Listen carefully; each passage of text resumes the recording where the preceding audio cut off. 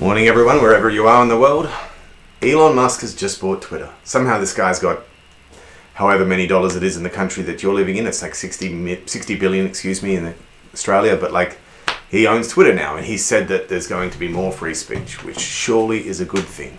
But staggeringly, we are living through a time where a person on a communication platform has to be controversial and make a huge effort to try and increase freedom of speech. Is freedom of speech a good thing? Now that's something everyone should have an opinion on. That's a really big deal. Some idiots, and God knows why we make celebrities our role models and we take advice from them, but some lady called Jim, never going to be on Twitter anymore anyway, has decided that she's getting off, and she said that I fear this free speech bid is going to help this hell platform reach its final form of total lawless hate. Is free speech.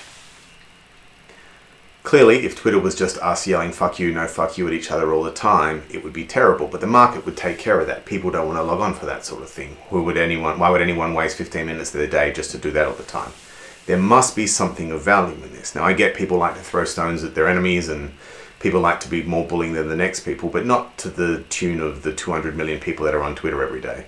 People are trying to thrash out opinions, and people are trying to come to the right answers, and to do that we need to talk.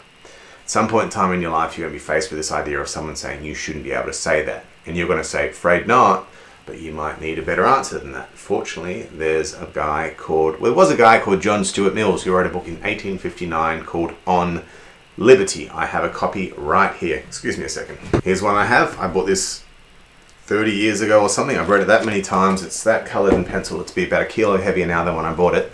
I also have an original 1866 4th edition over there that my wife bought me for my birthday. Best present I ever got, but I'm not opening it. I'm not showing it to you. The pH in my fingertips, you understand. However, what does it say? It's got really good arguments, even now, for why we should have freedom of speech. And I'd like to go through this over probably 2 episodes, I think, otherwise it will get too long.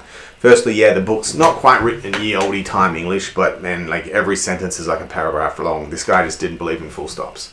This guy's a genius. He was born a genius. He could speak every language on the earth by the age of 9, and was writing articles and slaughtering intellectuals at age 17 or something like that. Massively depressed at age 19 though, very nearly suicidal at age 20. I don't think he lived a great life, but nevertheless was a really smart guy. And I quote from the beginning of the intro, "The object of this essay is to assert one simple principle. The sole ends for which mankind are warranted, individually or collectively, in interfering with the liberty and actions of any of their number is self-protection. That the only purpose for which power can be rightfully exercised over any member of a civilized community against his will is to prevent harm to others. His own good is not warranted." This is John Stuart Mill's much famed harm principle. So you can do whatever you want as long as you don't harm anyone. So when we misgender someone and that increases their chance of depression and suicide, are we not harming them? Is that something? Maybe it's an argument against freedom of speech, right?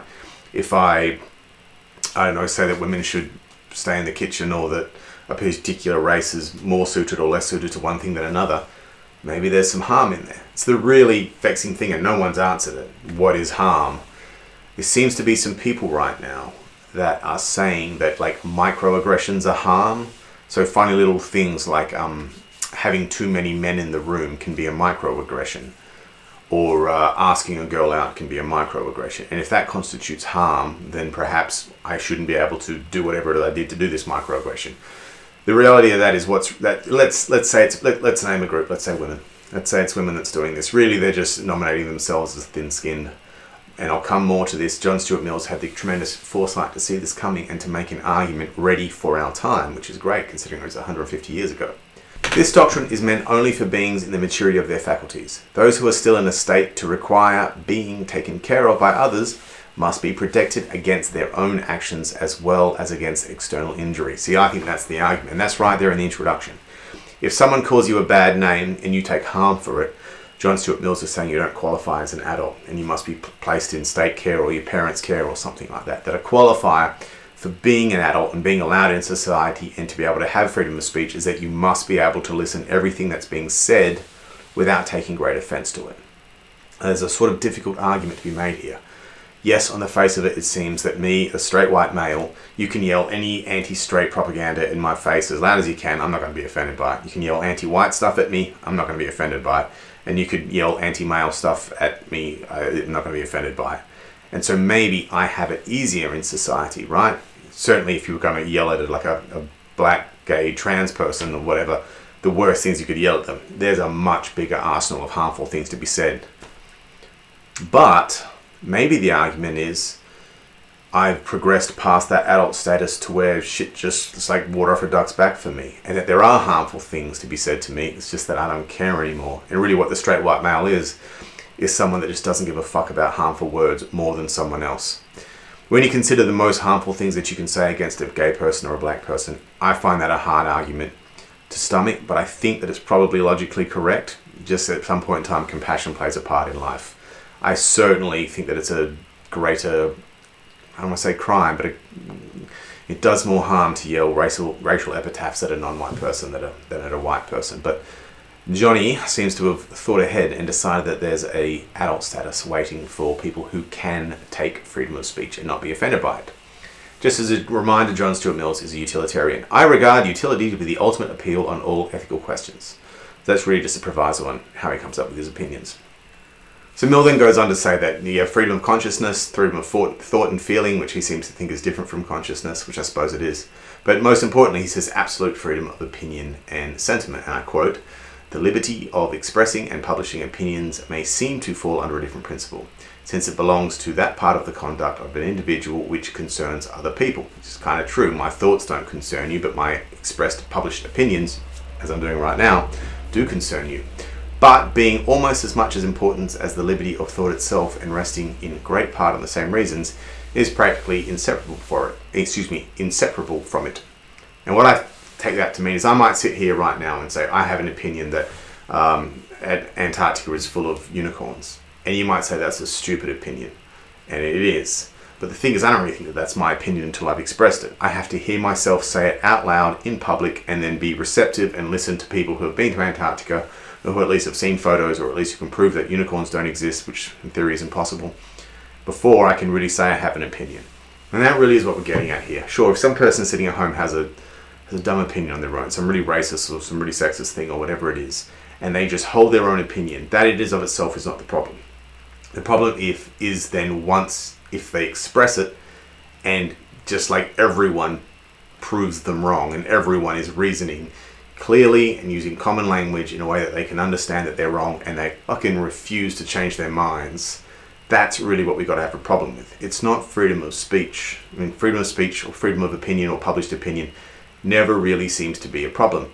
It's the inability to bend in the face of pure logic and reason. Now, to me, this all just seems to push this sort of authoritarian fascism or whatever it is back a step. You have the freedom to say whatever it is you want, and I do genuinely believe that, and I accept that there's some harm out there, but maybe the people that are taking harm haven't reached that sort of what John Stuart Mill seems to be calling like an adult status, that sort of thing where it's like water off a duck's back and you become, thick-skinned, but really you just don't care. However, at some point in time, if someone's saying, like the flat earther thing over and over and over and over again, and they merely fail to change their mind in the face of overwhelming evidence, are we then going to limit their abilities to speak? Still, I think no. I can just ignore it. Flat earthers can go on, or neo-Nazis or whatever it is, can go on as much as they want for ever and ever and ever.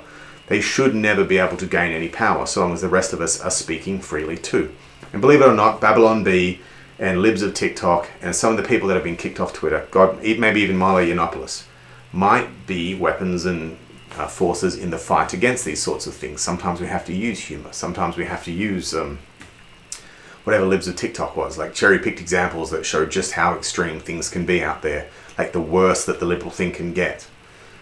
That's the end of the John Stuart Mill's introduction and a bit of a talk about freedom of speech. Look, don't go against freedom of speech. Just don't. Just no matter, unless you're like some stupid celebrity that needs to get attention, like whatever her name was, who I've never heard of in my life before. Don't do it. If you don't like freedom of speech, just get off Twitter so the rest of us can have it. It's important. There's no truth without it. But that's in chapter 1, which will be in the next video. Thanks, guys. I'm going to leave it there. Hit like and subscribe, and I'll see you later.